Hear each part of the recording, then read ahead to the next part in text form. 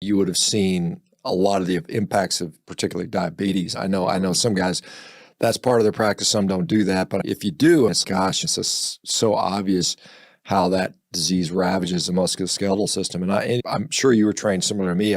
Nutrition was an afterthought. It really wasn't even a thought. I can't even call it an afterthought because we really didn't focus on that. It's all about mechanics and all about the gee whiz tools you have in your trade. That's cool stuff. When you realize how important the biology is, and it's all the mechanics we do affect the biology, and the biology affects the mechanics. And so the disease stuff is interesting. And you're right. It's really hard to do a lifestyle related practice in the framework for orthopedics. You got like, it's volume, man. It's like turn and burn patients every 15 minutes if you're lucky. Most times it's more than that. Yeah.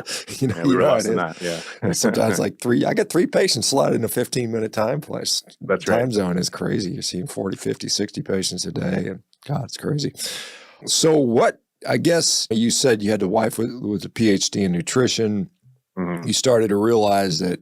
What was the final straw that said, I can't just do traditional orthopedics, I'm going to get out and branch out and do this other stuff? So it's funny you mentioned diabetes. Honestly, that was the thing that just kept coming up over and over again. And I remember in Colorado, the first time my wife said, hey, I'm working with this diabetic patient and I reversed their diabetes. And I was like, you can't do that. That's not possible, because we're taught that it is a progressive disease and you will go on and you'll lose limbs and be on insulin and you're going to die. But sure enough, for her, whatever the definition is for reversal, patient's not on any medications and they have a normal A1C. So call that reversal, call that remission, call it whatever you want. So I recognized that, what I could do, like you said, I have some cool tools. I can do orthotics and I can do surgery and I can move the foot around and I can get wounds to heal and I can do all the stuff, but it doesn't change their diabetes. So the straw that broke the camel's back was a night that I was on call at our local trauma center, and we get that 3 a.m. call.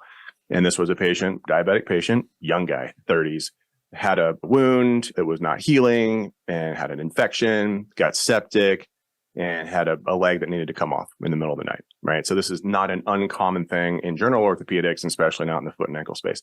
So I go in to meet the guy, and we're doing this case. And this gentleman, super nice guy, massively obese, probably 400 pounds. And Shawn, putting a 400-pound patient on an operating room table is a challenge, right? Because they're made for access to all of the body. So it really just covers the spine. And so middle of the night cases, you have a skeleton crew. And so me trying to put a tourniquet on the leg, trying to position this patient on the table, really with no help, like up to my ears and elbows in this guy's thigh at probably 4 a.m. now. And the patient's not doing well. And everybody in the OR is worried that this guy's going to die on the table. And so I got to thinking, what the hell am I doing here? What am I doing this guy any good? Yeah, we're going to take his leg off. And we did. And we saved his life. But really what this guy needed was a conversation probably 20 years ago that you have all the time, that I now have all the time, which is, look, diabetes is a disease of nutrition. This is not a medical problem.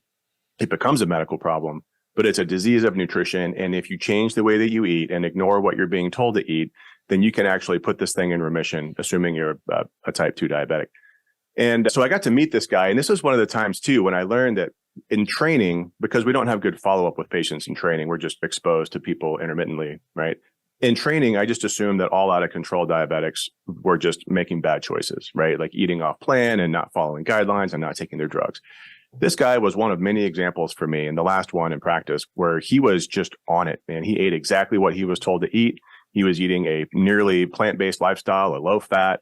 He was doing all the things that he was told to do and taking his medications and on insulin and getting worse and worse and worse and worse.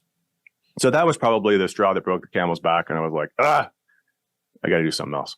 And so fortunately, I was in a place to do that. And all the craziness that happened in the world around 2020 also actually pushed me in that direction and allowed for me to do it.